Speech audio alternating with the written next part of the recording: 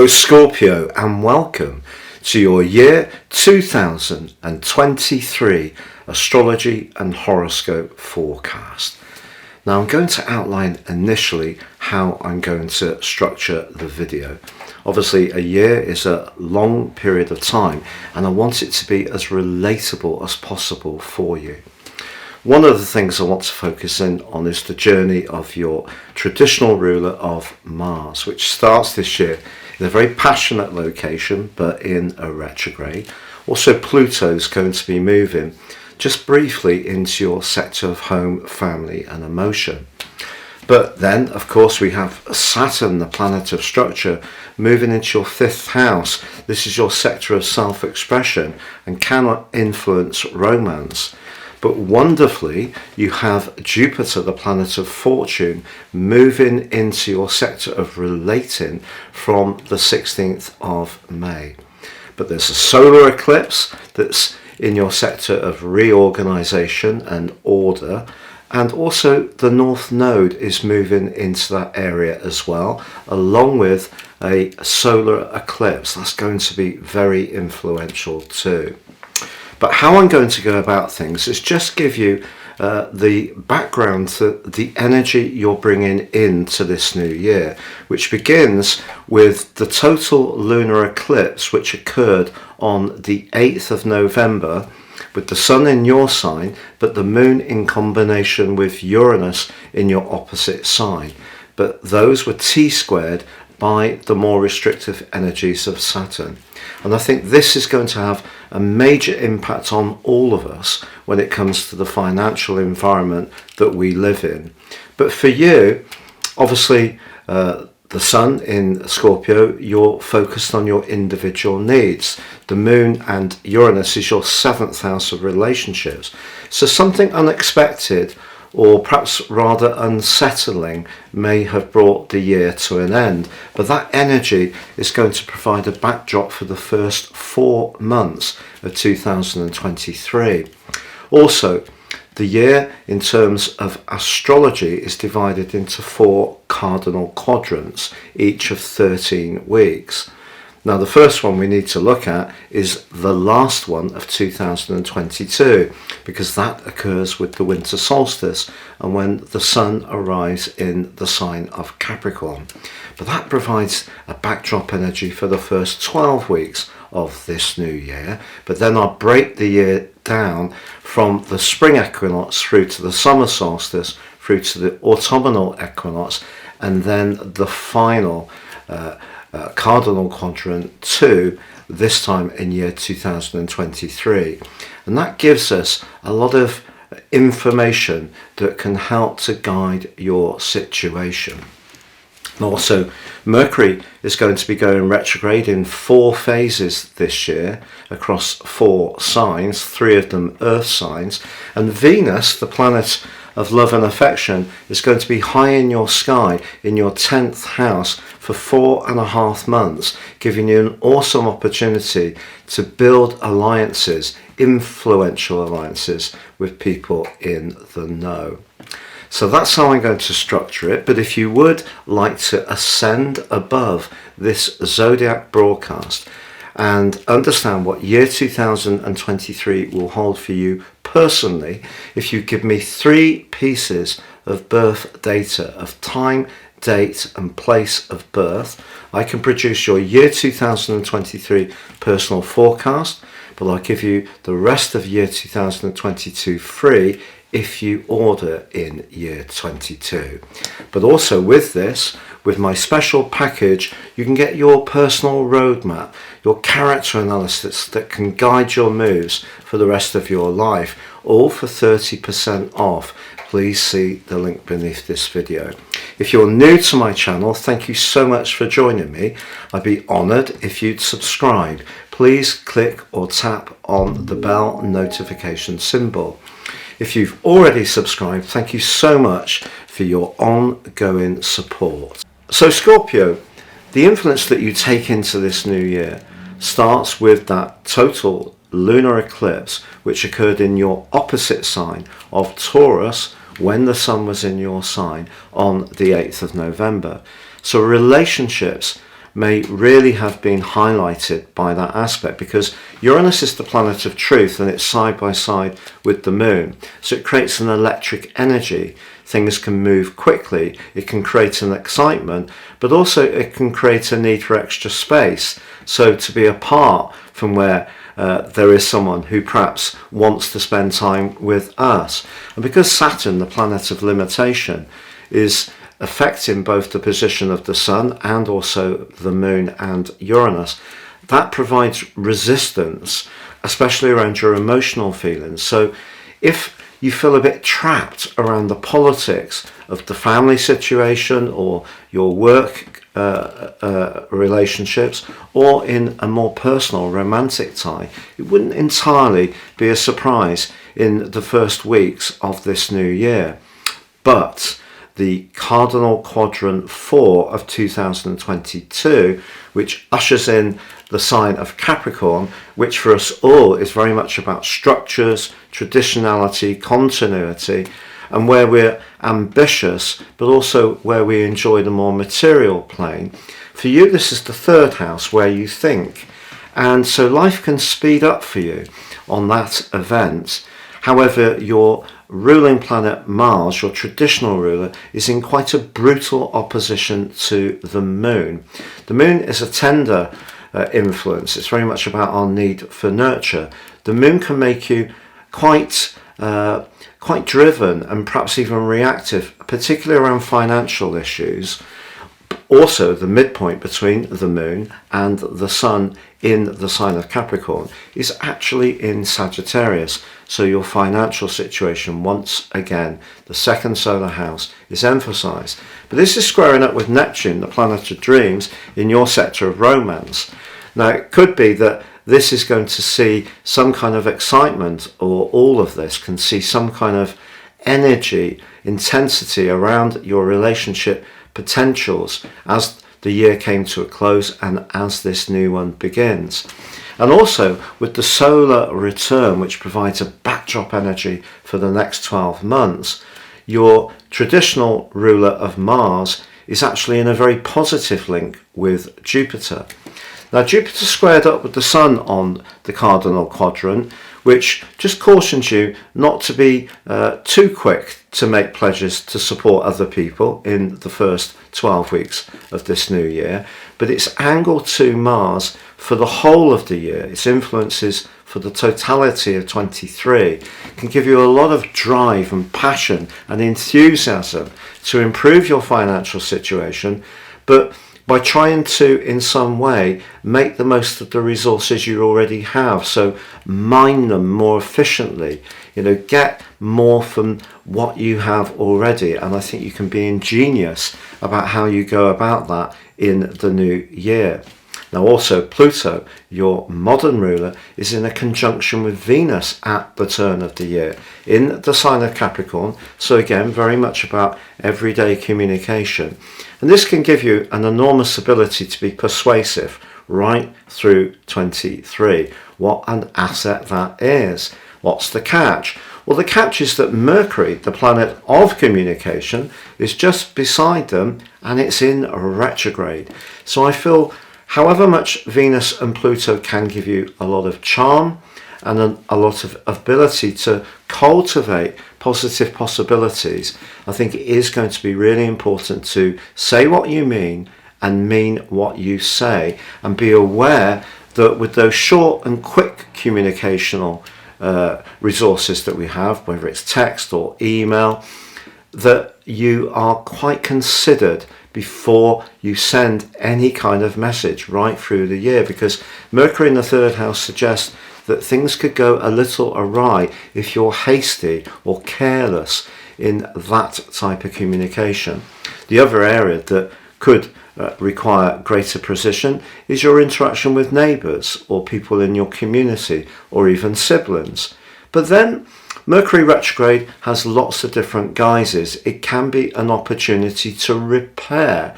So if it's time for you to get your digital package up to date, cleaned up and working efficiently, or to make sure you got the latest gizmos in terms of your domestic world to make your life easier, then Mercury's retrograde can help you to approach these and make some improvements.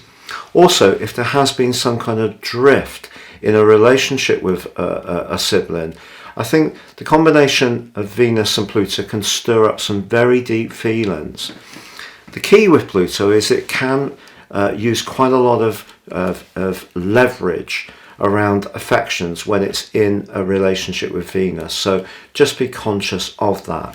But the Sun does make an amazing link with Uranus at the turn of this year. This happened last year as well, so the openness to new ideas or new ways of being, or even around how you express your individual talents, flair and creativity, or enjoy your social life, you're really being asked to perhaps look at that more fixed side of your nature, which likes a degree of continuity. Then you can see massive changes occur in very intense ways, and then you start again with a period of consolidation and continuity.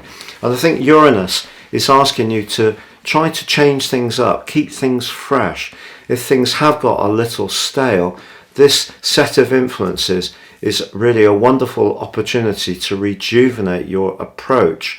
Also, because the midpoint on the solar return is in house 5, your sector of romance, which I know the restrictive energies of Saturn is set to move into on March the 7th, that's also a very good marker for you demonstrating who you are in this coming year. But Uranus in your sector of relating is saying be very open-minded about the type of people that you can connect with.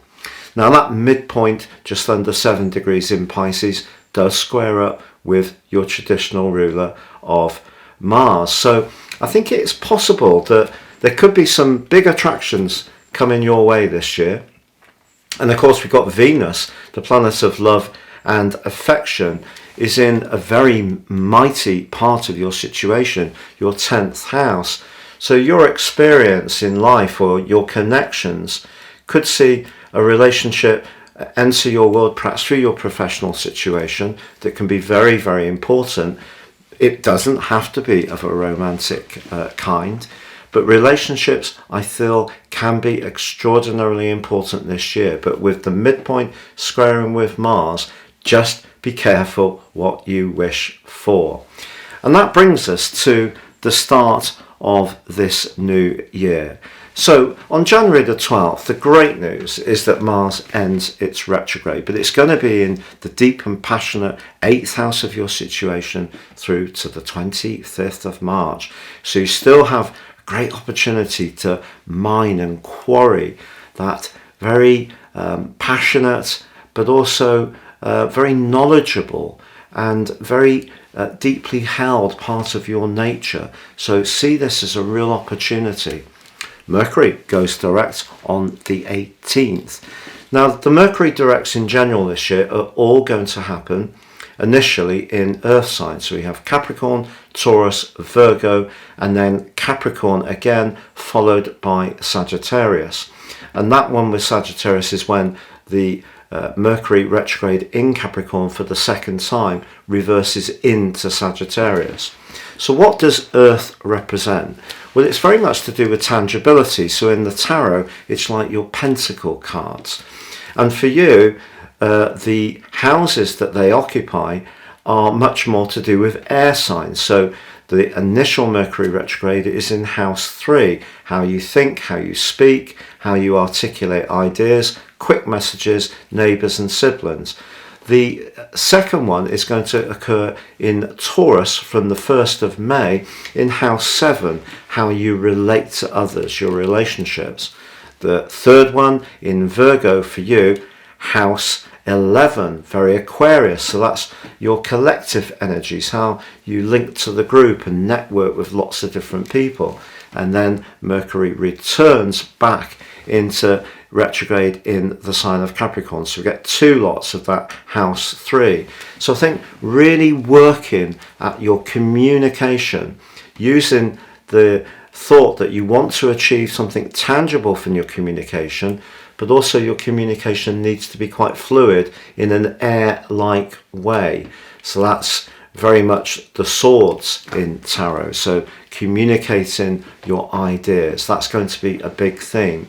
But on January the 18th, Mercury moves forwards. And if you have been given some tech for Christmas, the chances are you can start cracking the code, whether it's a new PC, a laptop or phone. And if you're someone who's not terribly up to speed on technology, I think by then you will have found the answer or got someone to help you who knows. But more seriously, if you're someone who really has got something that you want to share, a meaningful idea, whether it's a business proposition, a philosophical idea, or you just want to increase your interaction with others, Mercury going direct will really help. Now on January the 21st, the Sun often moves into the sign of Aquarius. This year there's a new moon. So that new moon is helping you to think about where you live, who you live with and how. But also, because Venus is combining with Saturn on this particular event, again, something that occurred on that total lunar eclipse that you may still be grappling with, once more it can come more sharply into focus. So if there is a personal relationship, and it could be within the family, that's proving a bit tricky, maybe you're needing a bit more space for yourself and someone's resisting that because they want the status quo to continue. Maybe you're needing to create more space for yourself and you're resisting it. So those are the type of things that you could be thinking about on that particular new moon. January the 22nd sees Uranus, the planet that's caused so much impact and in some ways influence in your sector of relating since March 2019, but also for 5 months in 2018. That ends its retrograde. So if you have been thinking a lot about how you balance your need to do your own thing against your need to show that you're committed and to show that you care, but you don't want to be so crowded that you lose your sense of identity, I think Uranus ending its retrograde frees you up a little bit around some of those thoughts. February the 20th, however, sees the new moon in your 5th house. This is very much where you can showcase those talents, your flair, your creativity, but it's conjunct Saturn. Why is that? Well, it's because Saturn's right at the end of its passage through Aquarius, so it's a dissociate conjunction, but it's very tight. So you get the first idea of what Saturn moving into your 5th house on March the 7th is going to feel like. And I think initially it could bring some kind of reward to you. So if you've been working on a creative project, maybe you're a maker, a painter, a musician, a writer, something to do with the digital world, your self-expression, if you've been working very hard on something, perhaps in your home domain over the last 2.5 years, now you can see the results begin to really take shape, and that can give you enormous satisfaction. I often feel that when Saturn first moves into a new house cusp, that can be a point when rewards come. We don't necessarily instantly see the restriction. However, if you are in a romantic relationship which is really bumping along the bottom, or you're finding your kids, if you've got them, if you're finding their activities a bit of a strain on your time management, then obviously Saturn moving on March the 7th is asking you to think very carefully about these issues over the next 2.5 years. Then again, have you got talents that actually you've not been using? Saturn rewards us with application and perspiration. Where we put the effort in, it will give us a reward. But of course, it can be limiting. So if you're wanting a romantic relationship to come into your world and you don't see any prospect of that at that particular juncture, it could make you feel a little bit downhearted. Just remember that even though we can do the processes, which is very much what Saturn helps us to achieve, to be very thorough and methodical, life, especially around relationships, does require a little bit of another type of energy, the kind of energy that Jupiter brings. And remember, Jupiter comes into your sector of direct relating, augmenting Uranus, and that occurs on the 16th of May. So if you have got any fear about Saturn moving into your 5th house, do know that you've got some real assets developing later this year for you. Now on March the 24th, we have the third pass of Mars's square with Neptune. If this rings a bell, it's because they were broadly in touch with each other in a square all through October and November last year. There was 2 exact squares during those months, and now we get the final one here. And also it's going to merge into, this influence is going to merge its way into the spring equinox at the start of Cardinal Quadrant 1 for 2023, and the arrival of the Sun in Aries and the start of the Western tropical zodiac. So a really exciting juncture, but for you, because Mars is broadly square this event, it means that the Neptunian position is therefore very relevant to this passage, this big change which sets the backdrop of energy for the 13 weeks to come. So why would that be? Well, part of the reason for it is the midpoint between the Sun and the Moon as the spring equinox occurs and the Sun moves into Aries is actually conjunct Neptune in Pisces. So on the face of it, that gives you a wonderful opportunity to manifest your creative desires. But because of the square to Mars, which is very late in Gemini by this time, there is a potential here to be attracted to relationships, particularly of a sexual kind, that may provide a lot of raunch and a lot of excitement, but could ultimately be a bit disappointing. Neptune is a very swirling, ephemeral, rather dissipating, gassy influence. It's not very substantive. Of course, when it works, and it works well, for example, in a beautiful angle to Venus, it can bring true love into our world. But it can bring a little bit of self-deception. So just be aware of that, because what the Sun moving into Aries is asking you to do is to focus very much on practicalities over the next 13 weeks. So health, work, fitness, diet. Now, of course, you have on the following day a new moon in the sign of Aries. Again, asking you to think about those areas. This is followed by the solar eclipse, which occurs in Aries. So we have 2 lunations in Aries. That occurs on the 20th or 21st of April, depending on where you live in the world, and that's forging a conjunction with Jupiter in your 6th house.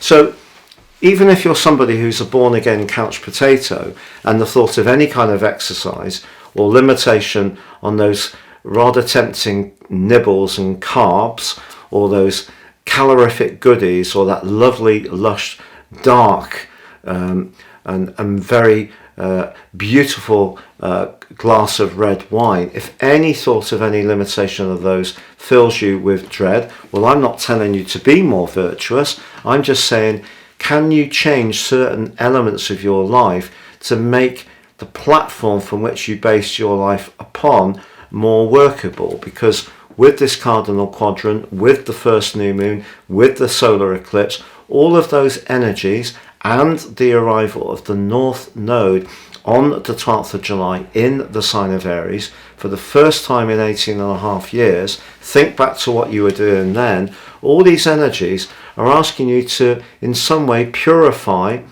or clean up or discriminate in a more astute way lots of details in your existence. Now, if we change 10 things 5%, that actually adds up to 50% of change, and that can be quite considerable. So it doesn't mean to say that you have to live your life in a purely virtuous way. It just means that if there are things that you can see for yourself that maybe you've been putting off, you're being asked to grapple with this, because it will make you feel so much better. It will give you the energy, the vitality, the extra concentration, but also it will help you to highlight what's really key in your life in terms of the narrower picture. The big picture is always important, of course, but those everyday details. And are you working in a job that gives you a sense of gratification? If the answer is no, look to change your job, look to retrain. If you're in a job which is extremely well paid, but there's no satisfaction in helping others, which is a very sixth house energy, then there's a clue. And so really that's what all this sixth house energy at this part of the year is asking you to think about. But Mars at this point, initially in early March, is definitely still giving your more lusty desires quite a lot of prominence. Now Venus on that new moon is also in the sign of Taurus, so this can be a time when relationships can improve on the work front. So if you have been experiencing some strains, particularly with that total lunar eclipse at the end of last year into the start of 2023, I think a greater sense of equanimity can break out at that time. Now March the 23rd, a massive event of course, because your modern ruler moves into Aquarius, but it only moves there through to June the 11th, and it only gets to 27 minutes before reversing back into your third house of everyday communication. I think this influence of the move of Pluto into the sign of Aquarius is going to affect you if your sun is right at the start of Scorpio. So if you're in the first 2 or 3 degrees, maybe 4 degrees, you're going to feel the sun right at the end of Capricorn, nibbling into Aquarius, reversing back into Capricorn, and it's going to potentially be more challenging for you. And this is why it's very important to show that virtue in every part of your life, to make sure that you're giving yourself the best chance to deal with what can be such a transformational energy. For all other Scorpios, I think the big drama is going to start in earnest from January 2024, because then Pluto moves in for a much longer period of time. Now I've mentioned already the Aries solar eclipse, which occurs on the 20th or 21st of April, and the fact it's in a conjunction with Jupiter.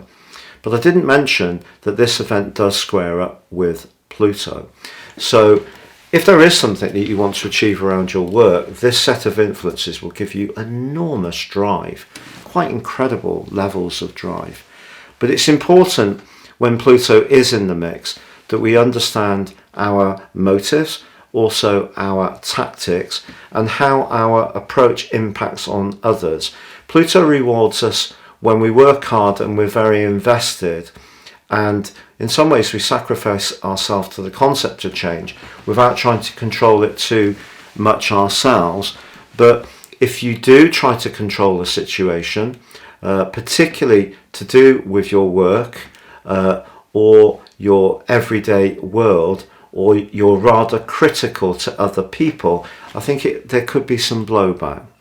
Now on May the 1st, I mentioned this before, Mercury goes into a retrograde in your 7th house of relating. So though Venus gave you that little bit of an opportunity to improve things, some cross wires are possible through to the 15th of the month. Of course, there will be the pre-shadow and past shadow periods, but I will explore those in greater detail through my weekly and monthly forecasts. But I think the point here is that for you, although it's in the earthy Taurus, and therefore you're looking for a substantive understanding of how you relate to others, it's the 7th house, which is very Libran. So it's important to listen. We live in a society where everyone wants to get on, well, not everybody, but many people want to get on Twitter and express a point of view, which is amazing. But expressing a point of view is not a conversation. So you're being asked to think about how you interact with others, and there could be some learning and growing that goes on through that Mercury retrograde. Now, on the 5th and 6th of May, we get the mirror image of that lunar eclipse, which occurred on the 8th of November. So this one occurs in your sign, the deep and passionate and gorgeous Scorpio. Remember, a lot of my first house is in Scorpio. I have Jupiter and Neptune in a conjunction along with the North Node, all together in the first house in Scorpio. So that Pluto is going to go onto my Sun this year and square up those three. So massive for me. But this lunar eclipse on the 5th or 6th of May is in your sign, but this time in Taurus it's the Sun that's next to Uranus. So I feel for you it's more about your feeling here. Are you heard in your relationships? It's not so much how you feel about the relationship, it's more about how they are reacting to your needs. And you could be quite outspoken over the following months, and if something needs to be said, just remember those guiding principles of the solar return, that you can be very effective this year with Venus in a conjunction with Pluto, very persuasive, but with Mercury retrograde, choose your words with care. Now on May the 16th, probably for you, one of the most exciting moments of the whole year, because Jupiter moves into your opposite sign. And obviously Jupiter's been doing some unusual stuff over the last couple of years, going in and out of 4 signs. It's now in Taurus right through for 1 year and 9 days. So fantastic, because any strains that you may have been experiencing, perhaps since that total lunar eclipse of last year, they can start to dissipate somewhat now. Jupiter is the planet of hope. It's the planet of plenty. It is the planet of optimism, of growth, of travel, of higher spiritual knowledge, of borders. It can be to do with international affairs, the rule of law. But Taurus, of course, is a very earthy sign. It's also Venusian, so it appreciates sensuality, but it appreciates good food, good wine. The sharing of those things for you, as long as you can do it with the thought of staying a bit disciplined with all that 6th house energy, suggests that some new connections are going to develop for you over the next year. I'm not going to say you're going to meet the love of your life, because I once saw that on a YouTube video from an astrologer about, I don't know, it was about maybe 7-8 years ago, and I just thought that was raising false hope in the sign that they were speaking for. I just don't want to be that trivial.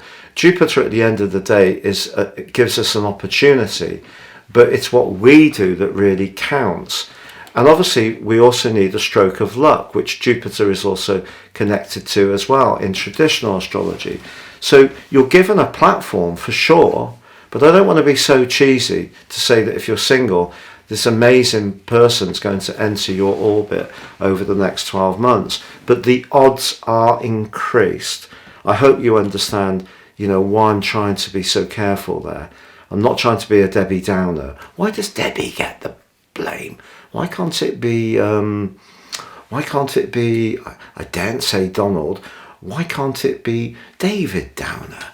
So I'm not trying to be David Downer, because from May the 17th, Scorpio, right through to June the 16th, the North Node retreating backwards is combining with Jupiter in your sector of relating, and they are within 3 degrees for that entire month, but come into an exact conjunction on the 1st of June. Now, one of the arts of being an astrologer is to give people the time frames when odds are increased. And I think if you do just want to have better connections to people, be a bit more upbeat in terms of your outlook, let go of some of the things that are not really worth sweating. This can be a wonderful opportunity to forge new alliances, new friendships, share things that really you're enthusiastic about, but it could bring a new romantic opportunity into your world really quite quickly. Now, the Taurus new moon can also be very good for that on May the 19th, and it's forging a fantastic link to your traditional ruler Mars, but that is now in the sign of Cancer, your sister water sign. So very much about expansion. So if you're traveling anywhere from May the 19th, that following month especially if you do something more spontaneously, could really bring some fantastic and fabulous interactions with others. Now, May the 20th is really, really notable because your traditional ruler climbs right to the top of your solar horoscope, the 10th house. And this is very much to do with how we gain recognition. But Mars loves being in Leo. Anyone who has Mars in Leo in the natal horoscope is often a performer, a musician, an actor, someone who loves visual displays, anything to do with the arts, particularly very enriched, but also generally a very sociable person. But for you, the 10th house is how you connect with the wider world. So it can be to do with work, it can be to do with job applications, it can be to do with advancement, goals and ambitions. And Mars is going to give you an extra push of drive for the next 6 weeks with Mars's help. But remember, you've got Venus coming as well to augment the process in a really positive way. But ironically, on May the 21st, your two rulers, Mars and Pluto, go face to face. So just when you're gaining a sense of extra confidence and a desire to raise your profile, something around the emotional part of your world could inhibit your progress, or perhaps your desire to push forwards and be more ambitious could override the sensitivities of someone you encounter.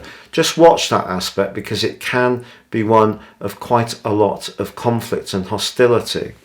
Now, I've told you about Jupiter and the node coming together, the true north node, on the 1st of June. Delightful. But June the 6th sees Venus move into your sector of interaction with the wider world, the 10th house, for 4.5 months. So Venus on Pluto at the turn of the year, and now you've got Venus coming together. It's coming into a conjunction with Mars within 3 degrees that's going to give you a brilliant ability to use your communicational but also your psychological skills with great aplomb, because Scorpio people have the ability to divine what people really mean. Everybody chats, we have interactions, but the Scorpio is there with the subtext in your mind, like a teletext going across. What they really mean, oh, did you? But you're thinking what they really mean. You have this innate gift for that. But I think what Venus is going to do is see you more outgoing in the following 4.5 months. Your ability to see the motives of person kind is the stuff of astral law, but you're going to feel more upbeat, more self-confident, more in the mood to put yourself out there, even if you're someone who sees yourself as being quite guarded, reticent, you know, the typical sort of metaphors for Scorpio. I think you can give it large through this summer period in the northern hemisphere and through the winter period in the south. Now, on June the 11th, your modern ruler reverses back into Capricorn. Now, I still feel the same degrees, the first few degrees in the sign of Scorpio will still be affected by Pluto being so late. So big changes about where you live, how you live there and who with. If, for example, you've been someone who's never really thought of having a family, that might be something that really comes into your world over the next few years. Could be really exciting. If you've always had the idea to buy a little bit of a rundown property and give it an amazing makeover, that kind of stuff can really appeal to you too. June the 17th, however, does see one of the major events of the year because Saturn goes into retrograde. Now, I think the 5th house energy of Saturn can be tested. In the natal horoscope, people with Saturn in the 5th house don't always have children, or if they do have children, they have them late, or perhaps affection wasn't freely flowing when they were younger sometimes, or they feel a bit inhibited about sharing their talents. So I think the retrograde with Saturn is asking you to dig deep around some of your hopes, which is what the 5th house represents. However, June the 18th does see a new moon in your 8th house, very Scorpionic, on paper, terrific for you, because this gives you a boost to respect and understand the transformational side of your nature. Guess what? Neptune squaring this as well. So you can see that your desire, the 8th house, keeps being mauled by that position of Neptune, which is making you perhaps very idealistic about what your love life can bring. And with Saturn in retrograde, a real dose of reality could evolve at this part of the year. But June the 21st sees the sun make its way into the sign of Cancer, which for you is very much about travel, widening your horizons, being more adventurous, independent, perhaps thinking more about the truth of your existence. But for us all, it means a lot of nurture, the idea or concept of security for the following 13 weeks is what we all need to be conscious of. So balancing the need to be a little bit more secure and protective against the need to be more daring and adventurous is quite a tough one. So even if you are thinking of going further afield, do bear in mind the need to stay somewhat guarded. But gloriously, on this Cardinal Quadrant 2 of 2023 itself, from the summer solstice, we do have a conjunction between Venus and Mars within 3 or 4 degrees in your 10th house. If you want to get a new job, if you want to take on responsibility, if you want to start your own business, if you want to really raise your profile in a very dynamic way, you have a dazzling opportunity in the following 13 weeks. Also, Jupiter in your sector of relating and potentially bringing some fortune in that area is actually forging a very stable link to Saturn. And even though Saturn's retrograde, Saturn is about guarding us in some ways, so in other words asking us to maintain our boundaries. Jupiter's asking us to be a bit more in the moment, to have a little bit of faith that some random acts of kindness or possibility can bring wonderment to our world. So when they're in a very connected aspect, like a sextile, they balance each other out. So despite Saturn's retrograde, there is some opportunity that can come from the summer solstice right round to the autumnal equinox. Now, July the 12th sees the North Node move into Aries for the first time in 18.5 years.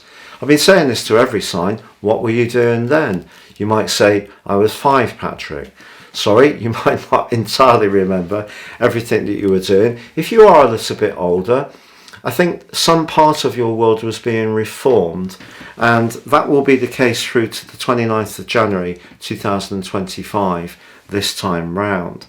Now, July the 17th, really wonderful for you, especially if you do want to get away from it all, because the Cancer new moon is sextile Uranus, and the sudden chance, perhaps it's a last minute deal, perhaps someone drops out of a group situation, perhaps you've met someone new relatively recently, and there could just be the chance to just, really break out and do something in a very spontaneous way, and that can bring some magic to that part of the year.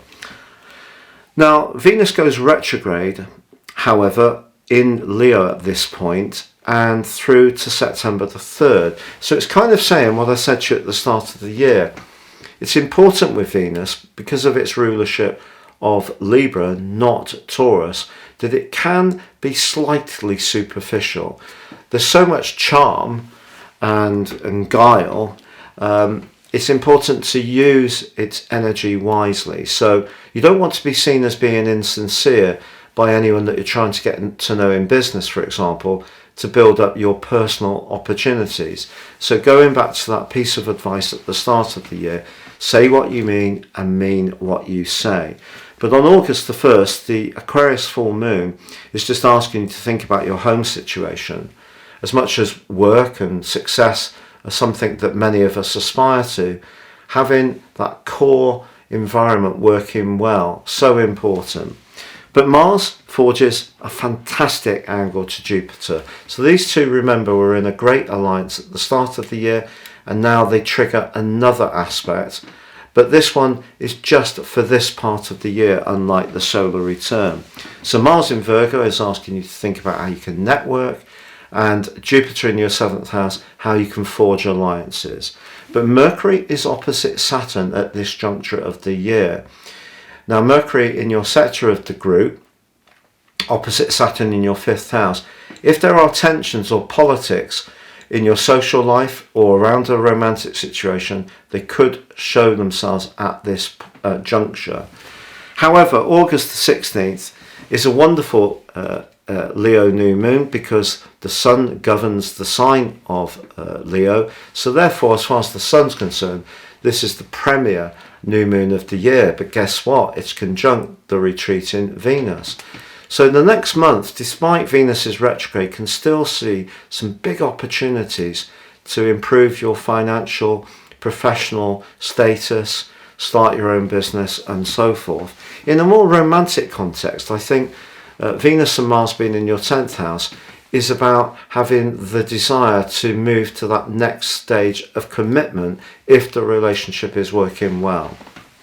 Now, on August the 23rd, Mercury does go into a retrograde in your sector of friendship. Because that opposition, remember, with Saturn, which occurred on August the 1st, are still resonating around. It's not the quantity, it's the quality. August the 27th, however, sees a potentially challenging develop. Mars moves into your 12th house, where it's going to be for 6 weeks. Could be a bit of turbulence coming. Also, Uranus goes retrograde in your 7th house. The Pisces full moon of August the 31st is also challenging because it's conjunct Saturn.